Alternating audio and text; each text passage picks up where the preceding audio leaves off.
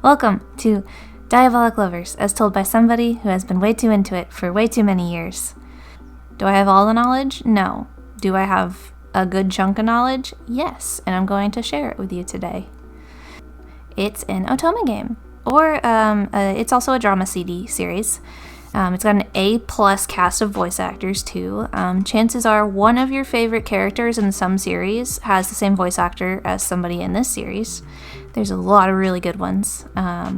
It's like a horror romance. Like, it's supposed to be spooky. Like, spooky romance. Like, none of these relationships are supposed to be healthy. That's kind of the point. It's, like, dark. A little dark. It also has an anime, but otome games don't really translate well into animes, I feel. Just because there's so many routes to follow. You know, you can't really put them all in an anime, but there is an anime if that speaks to you. You can watch it. It starts out with the heroine's dad goes overseas for like church business, and so she gets sent to live at this mansion with some church friends. But whoops, they're not church friends. They're all vampires, and apparently the heroine's blood is really yummy, so shenanigans ensue. Her name is Yui Komori. That's like her official name, but I think you can rename her like in the game. She's the heroine, basically an actual angel. I will fight anybody for her. She doesn't deserve anything she goes through in this series. She's such a little sweetheart, but she can be a little sassy sometimes, and I absolutely love that. I adore her. She is literally a good Christian girl. And then we've got the boys. All right, get ready. There's 13 of them. They're all abusive and traumatized, so they're very bad boys. I am not going to talk about the Tsukinamis or Kino today, which is guy with the eye patch, guy with the scarf, and this guy in the front.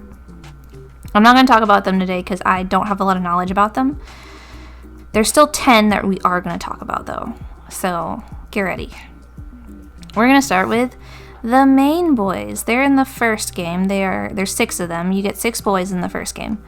They all share the same dad, but they are split up through like 3 different moms. And here's a nice little diagram that kind of splits it up for you. You're going to have Beatrice has Shu and Reiji. Cordelia has Ayato, Kanato, and Laito. And Krista has Subaru. So there's 2, 3, and 1. I think in the first game, you start out, you can only pick between the triplets. Like, only of those 3, and then once you finish one of their routes, you can unlock the other 3. I think that's how it goes. Which I'm totally fine with, because this little guy right here is my favorite, so. We're gonna start with the oldest. It's Shu. He's super depressed and will sleep literally anywhere. He is a log. He always has his earbuds in, like literally always. He's big into classical music. But also canonically listens to porn, like sometimes, on his earbuds. He's definitely one of the meanest to Yui at first, I feel. Like, his introduction drama CD, he's, like, really mean. But I think he gets, like, really soft and, like, warms up to her, like, really, really well. So he ends up being, like, really nice at the end. And then next we have Reiji. He was my original favorite because he's, like, strict glasses boy, and that's, like, typically my type, but he's not one of my favorites now. Like, he's still cool, I like him, but he's not like top tier for me. He does have a whip that he does use, so that is yep. He does actually care about the household like functioning. Like, Shu is the oldest, but Reiji's the second oldest, and Shu doesn't really do anything, so Reiji's like, oh, I guess I'll do it. And he kind of makes sure everyone like stays in line, I guess. He really hates Shu, though. He really hates him. They share a mom, and Shu is the oldest, so he was kind of given more of the attention and told to be like the like head of the household kind of thing. And Reiji was like, bitch. He's also really into teacups. Like, he likes tea and teacups. That's very fun. Very fun of him. He's really strict, though. Very, very strict boy. Next, we have Ayato. He is the token favorite. Like, he has the most content out of everybody in the whole series, I swear. He goes by, like, Orasama. Like, he calls himself Orasama. You need to tell him he's cool or he will die. He calls Yui Chichinashi, which has been translated as both pancake and titless, because he really likes big boobs. So, good for you, Ayato. Good for you. His mom was also not great. She really bad. We don't like her. I feel like she's kind of the main, not the main antagonist, but she's kind of a big antagonist of the series. But she raised him to be the best and was really abusive to him if he wasn't the best. So if he's not number one, he hates himself. And when he hates himself, he takes his frustration out on Yui. So the next we have Kanato. He is very unstable. He is probably my least favorite, but he is really like an interesting character. He's kind of like that. He's kind of like the craziest, I guess. Like, they're all a little crazy, but he's like really, really like unstable. Like, he will like, I think there's one scene where he like stabs Yui with a fork or something, or like threatens to. Like, there's this image up here, like, you know. If you do something like slightly wrong, he will literally lose his mind. He has the same mom as Ayato. He was like the middle child, so he was like really neglected. He was just kind of like the, you're there, which that sucks. He has a little plushie bear that he calls Teddy, and he keeps his mom's ashes in it, so that's fun. He also really likes sweets, big sweet tooth. He does scream a lot. There's a lot of screaming, but you know, it's Kaji Yuki, so I feel like a lot of the characters, he's like really soft, or he's like really loud. Like, he's like one of those two. Alright, and then Ronda Laito. I love this dude. This is my favorite character. My favorite boy. Don't get me started on him.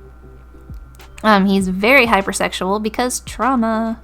He has the same mom as Ayato and Kanato, but his personality is basically horny but sad. He really just wants to feel genuine love, but he doesn't believe it exists. He calls the heroine bitch-chan, as in like a dog in heat. What the fuck is wrong with him? But cute fun fact, he is scared of bugs and his favorite food is macarons, so he's actually adorable. He's a very bad boy. I could talk about him for hours. Do not get me started. There are so many layers to this boy. His voice is also really cute, like, but it can get like really deep and scary. That's like, it's Hirakawa Daisuke, which is one of my favorite voice actors, and he's very talented. So he pulls off Laito really well. And then lastly, we got Subaru. He's our token tsundere character. He's probably one of the nicer boys, but he's got like anger issues, so he's still kind of an ass. I feel like he is the fan favorite. Like, everybody loves Subaru. Like, he's great. He's very like emo boy though. Like, he gives me like Twilight vibes. Like, oh, you shouldn't love me because I'm a vampire. I'm the worst. Ugh. Like that kind of vibe. He actually does sleep in a coffin as well, so that's really fun for him, I guess. I feel like it's like I think he does it because he's like, I don't deserve a bed, so he sleeps in a coffin. I think that's canon, but don't quote me on it. And you introduce the Mukamis. You get 4 more boys. Wow. They were introduced in the second game. They were originally human and aren't biologically related, but they grew up in like an orphanage together. So they're like adoptive brothers, and they are very attached. Like, alright, this is the oldest. We've got Ruki. He actually acts like the older brother, unlike Shu. Sorry, Shu. We love Big Brother Ruki. He's very similar to Reiji, like in the like strict kind of head of the household vibe, but he is actually really soft once you like get into like the established relationship. Like, you know, as soft as any of these boys can be. He is really like strict at first, but then when he falls in love with her, he's like very sweet. And he also cares a lot about his brothers, so that's always like a really sweet side to see as well.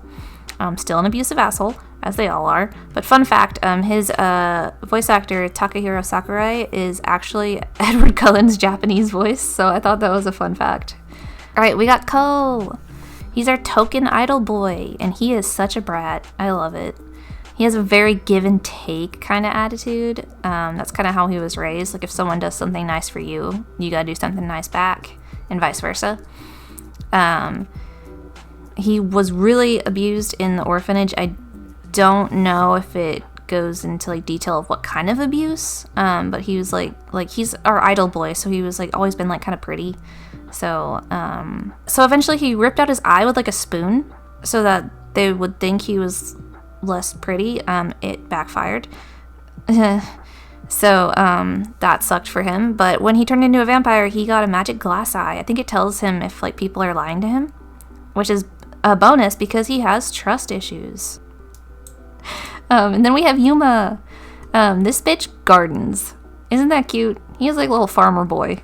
He's got a cute little garden. I think there's this one drama CD, or like I think it's like a Tokuten CD,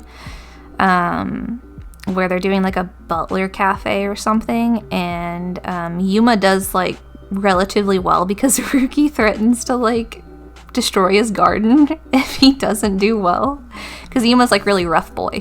So like butler vibes don't fit him very well. So Ruki's like, you gotta be good at this or no garden. And so Yuma does good because he loves his garden that much.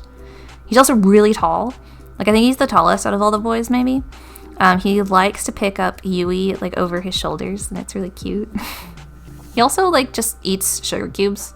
Like he'll just be crunching on sugar cubes. And you know what? Fair. They're good texture and sugar, so I understand. I've done it.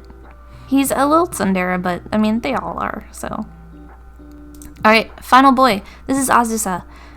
Personally, I do think he is the sweetest of all the boys. He is very soft. He is still abusive, but he doesn't understand that what he's doing is abusive, which might actually be worse, but I don't know. I just think he's very soft. Because he only ever like tries to hurt Yui because like he self-harms because it feels good for him, so he thinks if he does it for her, it'll feel good for her. Because like he's a masochist, so he's like, oh, she's a masochist too, so all his brothers really worry about him though. They're like, hey, you good? Maybe don't hurt yourself. He's particularly close with Yuma though, and I think that's cute because like Azusa's like the youngest brother and he's kind of like small, and Yuma's like big protective brother, and I think it's cute. He is kind of a little shit when it comes to Kanato though. Like they kind of have like a rivalry. Like I think there's a scene where he throws Teddy in like a fireplace and Kanato loses his mind obviously, but yeah, Azusa's great. We love him. I also want to give an honorable mention for the music. I think the music is really good. Like they throw in like random like vampire like blood sucking noises, which is kind of like, oh, okay. Like I don't listen to the music around people because of that, but like if I'm like alone and I like have my earbuds on, I'm like, yeah, because like they're bangers. Like I want to do a whole separate video on like my favorite songs. Like I want to do like a tier list. Like I love the music. There's a lot of music too. They have like character songs, they have like duet character songs, they have like openings and endings, and it's like the characters like voice actors like singing the songs, and they're all like gothic and spooky, and it's just so good. I love the music. The end. I've been obsessed with this series since I was like 16 or 17, I can't quite remember, but I am now 27, so that's officially a decade of these abusive vampire boys. So, yay! I am still obsessed with them. Thank you for listening to me ramble. I just needed to info dump, and I hope this was fun for you guys. I hope it gave you knowledge, and I hope if you like dark horror, like romantic otome games, or any of those things, I hope that you also enjoy Diabolik Lovers, and this piqued your interest. Or if you're already into Diabolik Lovers, I hope this was fun. You can correct me on any of my info if it was wrong. Yeah. 10 years of this shit. Please help me.